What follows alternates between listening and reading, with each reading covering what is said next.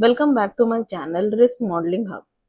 This is exactly where I want you to be if you are serious about mastering the quantitative credit risk. I am genuinely excited about today's video because we are moving beyond the textbook definitions into the real quantitative development tab. This is video 3 of our 100 video series, and if you have been following along, you know that we have built the regulatory foundation in videos 1 and 2. If you haven't watched the video yet, click the link in the I button, or you can check out my channel. Today, we are stepping into what actually happens on the desk of a senior quantitative modeler, what Big Four auditors scrutinize during model reviews, and what separates the exceptional candidates in credit risk interviews. We are covering the probability of default modeling, but not just the surface level concepts that everyone knows. We are diving deep into the data preparation challenges that consume 70% of modelers' time, the mathematical mechanics of point-in-time adjustments using the Vasicek framework, advancement the modeling methodologies from logistic regression to survival analysis, and the rigorous validation techniques that the regulators demand. So, by the end of this video, you will understand how you how you need to build these models from raw data to financial production output, and you will master in your next interviews with the insights that demonstrate the real level expertise. But before we write a single line of code or fit any statistical model, we must confront the reality that the data preparation consumes the majority of modelers' time. The first very decision that will impact every downstream calculation is defining a target variable, that is the default. Under Basel and IFRS 9, default occurs when either the borrower is 90 days past due on a material credit obligation, or the bank considers it unlikely the borrower will repay without the recourse action. But translating this into the operational data is far more complex than it appears. Practically, we must construct a monthly panel data set where every row represents a facility month observation. We implement sophisticated logic to detect the exact moment the 90-day past due threshold is breached, accounting for payment holidays, partial payments, and system processing delays. The unlikely to pay criteria requires capturing events like covenant breaches, distress restructuring, bankruptcy filings, and internal rating downgrades to default grades. The cure rate challenge that we should discuss. And here's what most academic treatments fail to address: the reality. What happens when a borrower hits the default criteria, then returns to the performing status? And this is called cure. And it creates a fundamental modeling decision. Do we count the initial event as default? And what if they default again 6 months later? So, from a modeling perspective, we implement a cure period approach. Once a borrower defaults, any subsequent default that happens typically around the 12 to 36 months a defined period, depending upon the portfolio type, is linked to the original event. This prevents the artificial inflation of default rates and ensures RPD estimates they reflect the genuine credit events rather than temporary payment disruptions. The modeling data set, it requires integrating multiple data sources, application and origination data captured when the loan was first made, behavioral data showing the payment patterns, and account utilization since origination, credit bureau information, including the external credit scores and cross-lender exposures, financial statement data for wholesale portfolios, and macroeconomic time series for forward-looking adjustments. For retail portfolios, we transform the continuous and categorical variables using WOE binning, and the whole topic, the WOE1 and the next part, the IV1, we have already covered this part in detail. So you can go through these slides yourself, or you can check out the video on my channel. Next, the data governance part. The critical data quality checks. It includes the completeness analysis across all variables and time periods, consistency verification, ensuring values fall within the plausible ranges, temporal stability testing to identify system changes, or definition modifications and default flag verification to ensure the consistent application of default criteria throughout the historical period. I have reviewed the models where banks change their default definition midway through the observation period. creating fundamental inconsistencies that undermine the entire model. And this level of data governance is where strong modelers distinguish themselves. The most important topic is the segmentation of the portfolio. This is the foundation of the effective PD modeling, and yet it is treated superficially. The principle is simple. Borrowers with similar risk characteristics should be grouped together.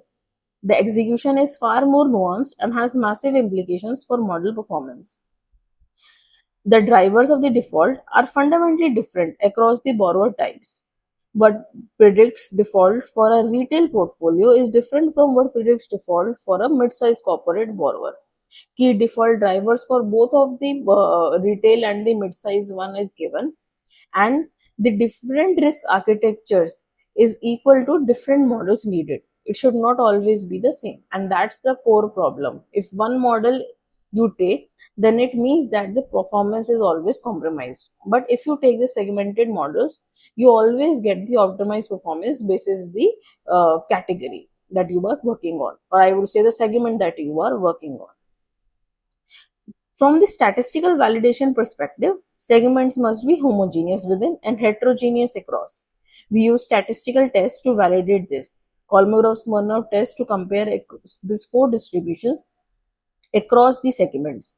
Chi-square test to compare the default rates between the segments, and ANOVA to compare means of the key risk drivers.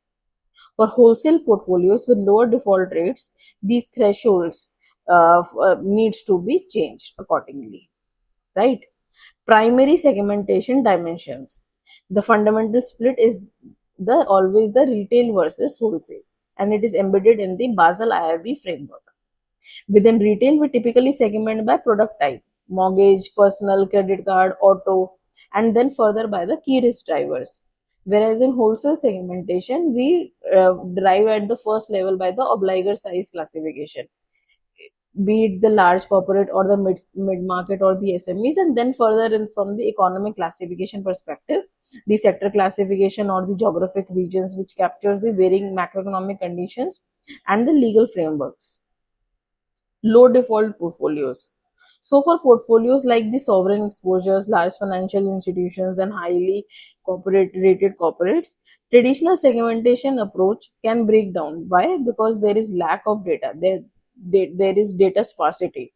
And here we employ the external data mapping to the rating agency statistics, pooling data across institutions through industry consortia, expert judgment frameworks, and the Bayesian approaches that combine limited internal data with external priors. But segmentation is not static. As portfolios evolve through new products, geographic expansion, or changing the borrower mix, segmentation requires regular view and potential updating. I have encountered validation reports where segmentation defined at model development was no longer appropriate years later because the underlying portfolio had fundamentally changed. Different portfolio types, data availability, and regulatory requirements force fundamentally different modeling approaches. Always choose the methodology based on the portfolio type, regulatory environment, and the interpretability requirements, not based on what is fanciest. Production credit risk modeling prioritizes the explanatory over the optimization, and this is the professional standard. So, before going into the models, we should understand what exactly is the core PD modeling, and this is where the practical experience becomes crucial. Different portfolio types, data availability, and regulatory requirements, they derive the fundamentally different modeling approaches. So first is the logistic regression, the industry standard. Logistic regression remains the dominant methodology for retail PD modeling because regulators and auditors demand the interpretability.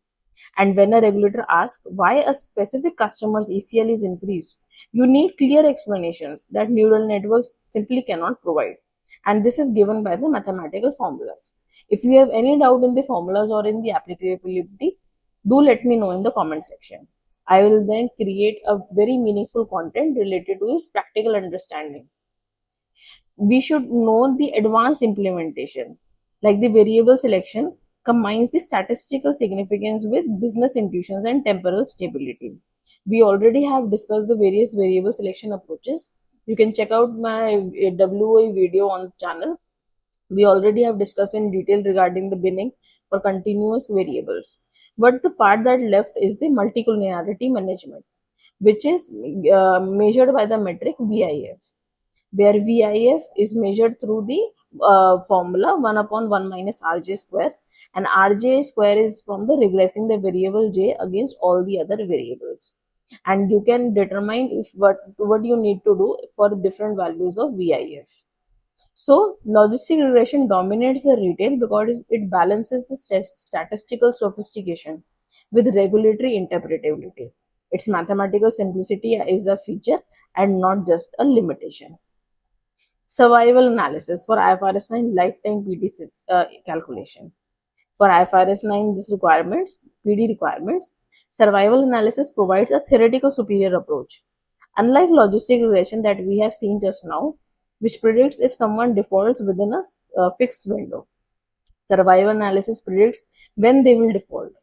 Survival models handle the data handle the data elegantly, and also this elegant censoring handling. This means that the retail portfolios have censoring. Borrowers prepay the mortgages or remain active at the data cutoff. Also, the natural time dimension explicitly models duration, time to default. Logistic regression uses an arbitrary 12-month cutoff. Marginal PD calculation as well. The survival framework does this naturally, whereas logistic regression requires arbitrary aggregation. So there are some bit of benefits why one should use the survival analysis. One most important method is the Cox proportional hazard method, which is given by ht of x is equal to h naught of t into exponential of beta 1 x1 up till beta n xn. Here h naught t is the baseline hazard function, and the exponential term which is mentioned over here, it adjusts this baseline based on the borrower characteristic, and this naturally produces the marginal PDs over time, essential for lifetime ECL calculation. So how survival analysis estimates the PD? First, you need to calculate or estimate the baseline hazard. You should use the history to map the hazard over time. For example, over months 1 to 12, you observe that it is 0.5%. And then for till month 25 to 36, you observe that this rate is increasing. It has that pattern of increasing. Then you estimate the coefficients. You fit the covariates proportionally, upscale or downscale, and the baseline hazard. Don't worry if it is going too much without any calculative examples. We'll discuss separately. The idea of this video is to give you a flavor of what different models are and how you should look at them. So once you estimate the coefficients, you calculate the marginal PD using the formula h naught of t into exponential of beta x, and then you aggregate it to annual buckets. Rating based models. You should go through this yourself. Rating based models for the wholesale portfolios. Corporate and wholesale portfolios typically use rating migration approaches due to data limitation, and we assign internal credit ratings based on quantitative financial analysis, leverage ratios, interest coverage, profitability metrics, etc. The transition approach, this calculates the historical migration default probabilities between rating grades, including migration to default. So, for example, a BB rated borrower might have a 5% probability of migrating to B, 2% to CCC, and 0.5% to default within 1 year. Multi-year cumulative default probabilities are derived by matrix multiplication through the Markov assumption underlying this approach.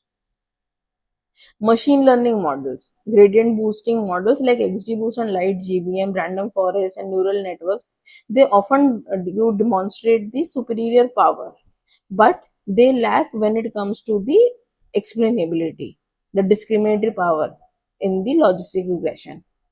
They capture the complex nonlinear relationship, the machine learning models, and the interaction effects. However, their adoption in production, it faced significant regulatory barriers. The SHAP values, the XGBoost that we can use to determine the interpretability, but from governance perspective, they don't really accept till now as well. Banks have started to deploy ML models as challenger ones to benchmark their traditional approaches, or they can use them for feature engineering. but they maintain their logistic regression model for production scoring, all thanks to the transparency. They still not have fully adopted the ML models. Low default portfolios.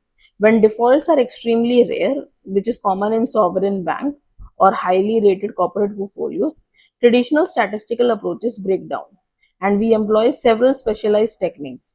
And external data mapping, which involves calibrating the internal ratings to external rating agency statistics using the long run default rates from Moody, S&P, or Fitch. And this pooling approaches combine the data across institutions through industry consortia or regulatory data sharing arrangements. The key is the transparency and the conservatism. Regulators expect these approaches to be well documented and appropriately conservative given the uncertainty it involves. So, this is where your PD modeling becomes truly sophisticated and where you can demonstrate advanced technical knowledge in the interviews. Models which are trained on the historical data produce the TTC estimates, the through the cycle estimates. But the IFRS 9 requires forward-looking point-in-time PDs, PIT-PDs. The bridge between this there is the macroeconomic overlay modeling. In IFRS 9, ECL requires a probability-weighted average across the scenarios, which inherently relies on the forward-looking PIT-PDs. The Vasicek single factor model. Everybody have gone through this term. They must have heard something somewhere or something. It is rooted in the Merton structural approach, and it provides the theoretical framework. We assume that the borrower default occurs when their unobserved asset value falls below a threshold. This asset value depends on a systematic risk factor, which is the macroeconomic factor, and an idiosyncratic risk factor, the borrower specific one. The key insight is that during economic downturns, the systematic factor deteriorates and it increases the default probabilities across all the borrowers simultaneously. During the economic expansions, the systematic factor improves, which reduces the default probabilities. From mathematical perspective, it looks very scary, the PIT-PD formula, the Vasicek formula. But as you go along, you will get comfortable. First, we calculate the historical PD default rates and transform them into the standard normal space, the default index or the Z-score. Then we estimate the relationship between the default index and the macroeconomic variables using the time regression, where we incorporate MEVs like the GDP and employment and the house price index. Then we apply these forecasted macroeconomic scenarios to generate a scenario-specific Z-values. And we finally use this Vasicek formula to convert the TTC PDs into the PIT PDs. Scenario design and the probability weighing. IFRS 9 requires multiple economic scenarios to capture the nonlinear relationship between the economic conditions and credit losses. Typical implementations use 3 to 5 scenarios: base case, optimistic, pessimistic, and severe. And with these weighings, like 20%, 40%, 60%, whatever is you will be keeping, you should discuss with the business. Mean reversion and long-term forecasting. Macroeconomic forecasts typically extend only 3 to 5 years, but mortgage portfolios may have 25 to 30-year remaining terms. Beyond the explicit forecast horizon, we implement mean reversion, gradually returning the PIT-PDs to long-run TTC levels. The mean reversion speed is a critical parameter affecting lifetime ECL calculations. Faster reversions reduces the long-term provisions but may be challenged by auditors if not well justified. So, from auditors' perspective, they focus intensively on the macroeconomic overlay models. They verify the stationarity of the macroeconomic relationships, appropriateness of the lag structures, economic intuition of the coefficient signs, and robustness of out-of-sample performance. A model suggesting that higher unemployment, it leads to lower default rates. It will be immediately rejected regardless of the statistical significance. Economic intuition must align with the coefficient estimates. Marginal versus cumulative. This is important to understand the term structure and the lifetime PD generation.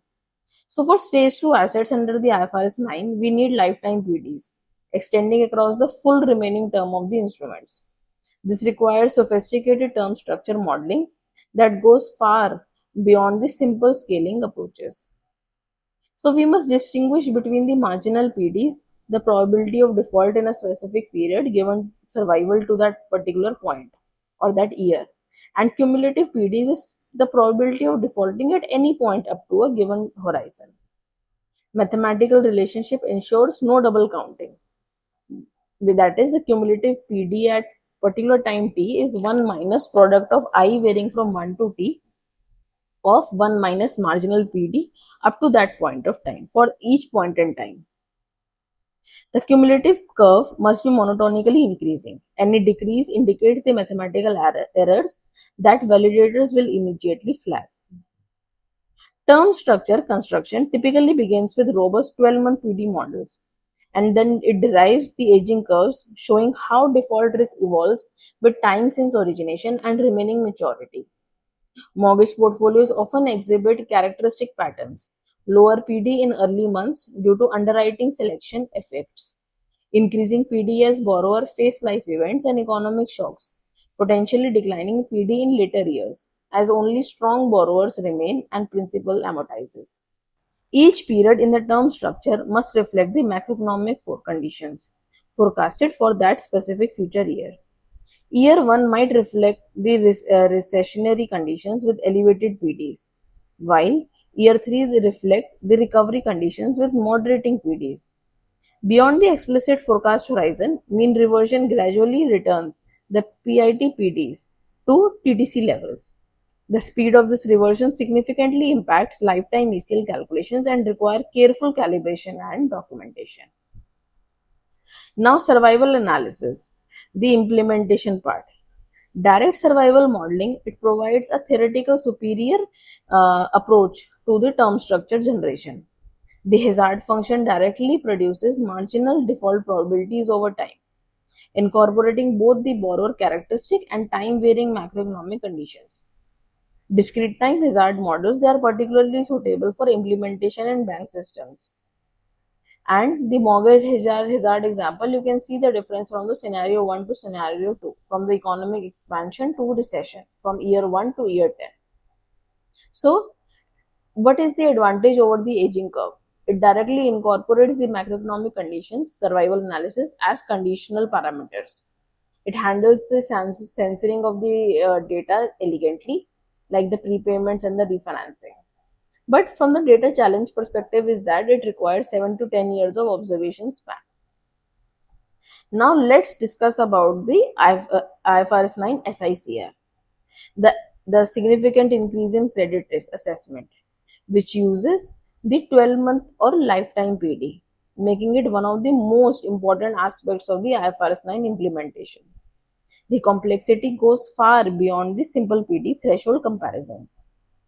So, from quantitative the SICR indicators, the fundamental concept compares current credit risk to origination credit risk.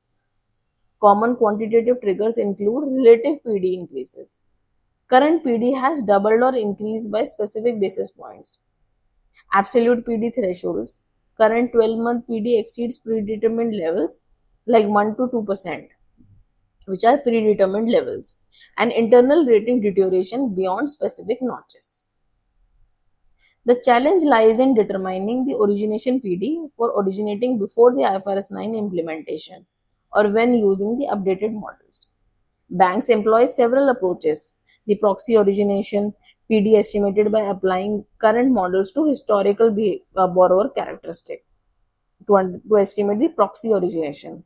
Or one can perform the vintage curve analysis, establishing the typical origination PDs for different loan vintages, and cohort analysis using the peer group origination statistics.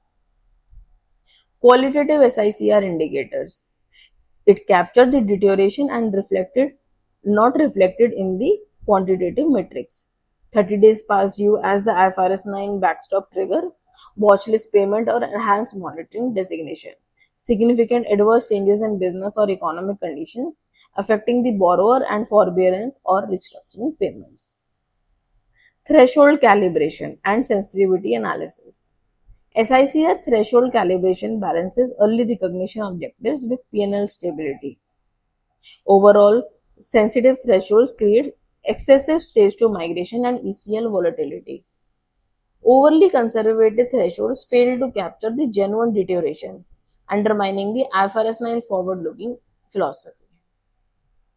Symmetric SICR assessment. SICR assessment must be symmetric. Assets can migrate back from stage 2 to stage 1 when credit risk decreases sufficiently. However, many banks implement cure periods requiring sustained improvement before back migration to prevent the excessive staging volatility. The back migration criteria should be consistent with forward migration triggers, adjusted for the different risk direction. Asymmetric criteria without the clear justification will be challenged by auditors and the regulators. Now let's talk about the model validation framework. Model validation provides independent assessment of whether PD models are fit for purpose. This is required under Basel IRB mandated by IFRS 9 governance frameworks and represents a key focus area for Big Four auditors and prudential supervisors. Without proper governance, model risk becomes organizational risk. Model validation is not an optional assessment. It's critical control system separating the credible models from regulatory challenges. Discriminatory power assessment. The fundamental question is whether models correctly rank borrowers from highest to lowest risk. We measure this using several complementary metrics like Gini coefficient, K statistic, also the out of sample testing and the out of time testing. Everything is interconnected to each other and one should verify each metric. Calibration testing framework. This assesses whether the predicted PDs match the realized default rates in absolute terms. A model might rank the borrowers correctly, but systematically over or underestimate actual default probabilities. The HL test, the Hosmer-Limshaw test, rating grid analysis, and the score band comparison. Everything contributes to understand whether the calibration is performing good or not. IFRS 9 models must assess both the base model calibration accuracy and forward-looking adjustment effectiveness. You are testing the calibration of forecast with inherent uncertainty, and this is intrinsically challenging since actual defaults haven't occurred yet. Next is the stability testing as a part of the model validation framework. Model remains valid only if the underlying population remains stable. And as the borrower population shift, new customer profiles, industry changes, and economic cycles, the model performance may degrade. So, what are the components that you should investigate? That whether there has been a score shift or not, any changes in the concentration of the portfolio in any of the specific bands, or any of the market conditions have changed. Once you calculate the PSI, to investigate it further, you should dig very deep into the variable level diagnostic, which is the character stability index. Everything is same, it's just that from the total level, you are now diagnosing the particular variable level. Sensitivity analysis and stress testing. Validators test the model sensitivity to key assumptions and parameters. For PD models, this includes sensitivity to macroeconomic scenario design and probability weights, SICR threshold calibration, default definition variations, and mean reversion assumptions in the term structure modeling. So, stress testing applies severe but plausible scenarios to assess model behavior under extreme conditions. If severe recession scenarios produce implausibly low PDs, this suggests inadequate capture of the tail risk. Ongoing validation. If one has done the fresh validation, then ongoing validation is important. Vective validation requires continuous monitoring through regular backtesting, comparing the predicted versus actual outcomes. Trend analysis identifying the gradual performance degradation. Override analysis examining the manual adjustments and their effectiveness. And benchmark comparisons against the industry standards and peer institutions. Governance framework must ensure validation independence from the model development, clear escalation procedures for identified issues, regular validation cycles appropriate to model risk levels, and comprehensive documentation supporting all the validation conclusions.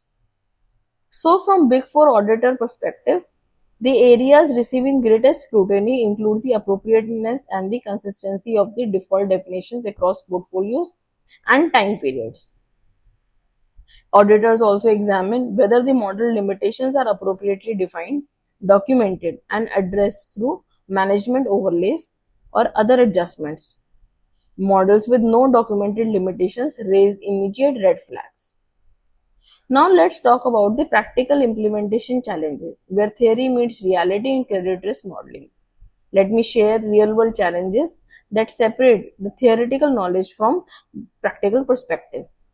Data integration. That's the biggest challenges in the industry. PD models require data from multiple system sources. Core banking systems for account and transaction data, credit bureau feeds for external credit information, financial statement databases for corporate exposures, and macroeconomic data vendors for scenario modeling. Each system has different data formats, update frequencies, and historical availability. Missing data handling becomes critical. Do you exclude incomplete records or impute the missing values? The choice significantly impacts model development samples and ongoing scoring population. Now the main part comes is the model deployment. Moving from development environment to production systems introduce the numerical challenges. Development models often use sophisticated statistical software, but production systems may require simpler implementations. This translation process can introduce subtle errors that are difficult to detect. Real-time scoring requirements means models must execute within milliseconds for high-volume portfolios like credit cards, and this may require model simplification or approximation techniques that need careful validation. So, regulatory reporting and audit trails. IFRS 9 and Basel reporting require detailed audit trails showing how each PD estimate was calculated, and this includes base model scores, macroeconomic adjustments, SICR assessments, and any management overlays applied. The documentation burden is substantial. Every modeling choice must be justified. Every assumption must be supported by evidence, and every change must be tracked through formal change management process. Model lifecycle. PD model requires regular monitoring, validation, and potential redevelopment. Establishing appropriate redevelopment triggers based on performance degradation, population drift, or regulatory changes. This requires careful balance between model stability and responsiveness to changing conditions. COVID-19 effect. The pandemic highlighted fundamental challenges in PD and historical relationships between the macroeconomic variables and default rates broke down under unprecedented policy interventions like payment holidays and government support schemes. So, if government and bank payment holiday programs allowed borrowers to defer the payments without incurring 30 plus DPD status, traditional default indicators become unreliable, and a severely stressed borrower wouldn't show as delinquent. Implementation risk mitigation, the practical checklist. Banks implemented extensive management overlays during this period, requiring sophisticated framework for expert judgment and the subsequent removal as conditions normalized. Several checks before production deployment should be done, like completeness of data integration, UAT testing completed by business teams. And if model has been simplified post deployment, that also should be documented. Similarly, during ongoing monitoring and governance, quarterly backtesting should be established. Documenting procedures need to be established, and model validation metrics must be tracked and captured under the audit trail. These checks transform implementation from project completion to institutional control systems. Most implementation failures occur when these elements are overlooked. Now let's discuss some of the questions that comes under the for the interview preparation perspective and what are your key takeaways. Let us discuss that. When asked about the PD modeling, immediately establish the regulatory context. IFRS 9 requires PIT PDs for forward-looking provisioning, while Basel typically uses TTC PDs for stable capital requirements. You should demonstrate your mathematical understanding by explaining the Vasicek framework and systematic risk factors understanding. Show familiarity with validation matrices that we have discussed and their interpretation. Practical problem solving approach, that should also be there, right? Practical problem solving. Interviewers value candidates who understand real world constraints. Discuss the trade-offs between the model complexity and the interpretability, challenges in the low default portfolios and appropriate techniques for addressing the data sparsity, importance of economic intuitions in macroeconomic overlay modeling, and governance frameworks for managing the model risk. Share insights about the SICR threshold calibration, term structure generation under different economic scenarios, and the systematic nature of the stage migrations under IFRS 9. One should understand and master the essential formulas, the technical vocabulary of the credit risk. Vasicek PIT adjustment for macroeconomic scenarios, population stability index, Gini coefficient, and the lifetime PD, which is derived from the marginal PDs. What exactly they signal about, and what are the what each notation means, that one should know, because interviewer can ask you why row appears here, or what happens to if Gini in the model is random. So your intuition is always superior to your memorization. You should not directly mug up the formulas.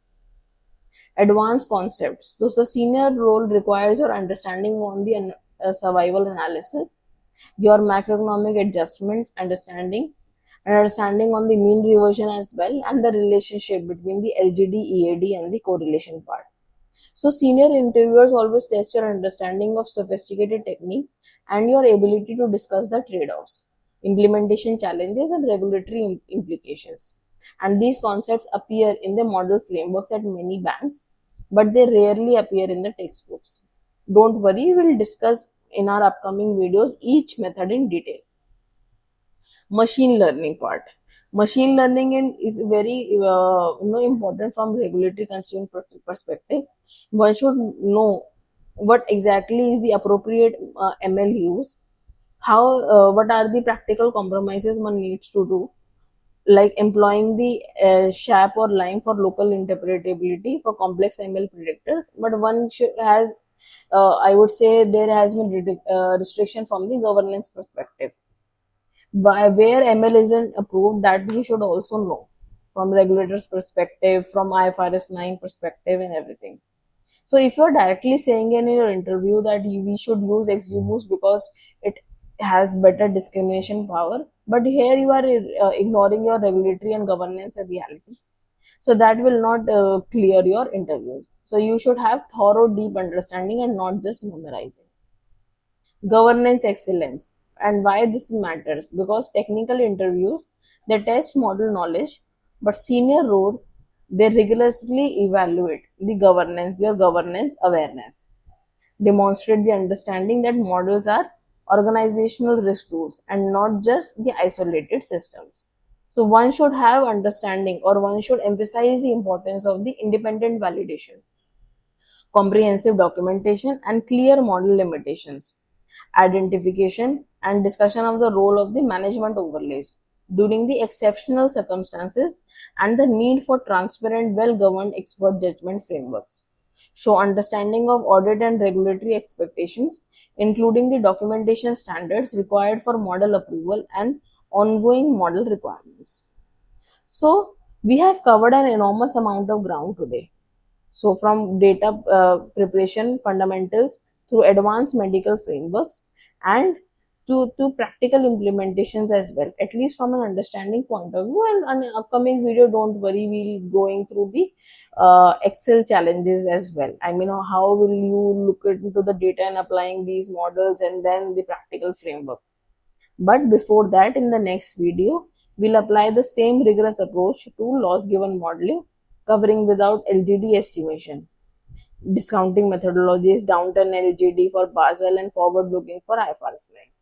But the concept that we have covered today is all about the WEIV transformation, Vasicek adjustments, survival analysis, PSI monitoring, and many more. And mastering these concepts, understand their practical applications, and you will be prepared for the most challenging credit risk interviews and modeling adjustments. So if you have liked the video so far, and if you think that it has provided us some value to you, make sure to subscribe to my channel, Risk Modeling Hub, and drop your questions in the comments. And this will help me to shape them the content in the series, and will address questions for other peoples as well. So thank you for investing time in building your quantitative credit risk expertise, and I'll see you in the next video where we tackle the LGD modeling with the same level of depth and the rigor. So I'll see you in the next one. Thank you.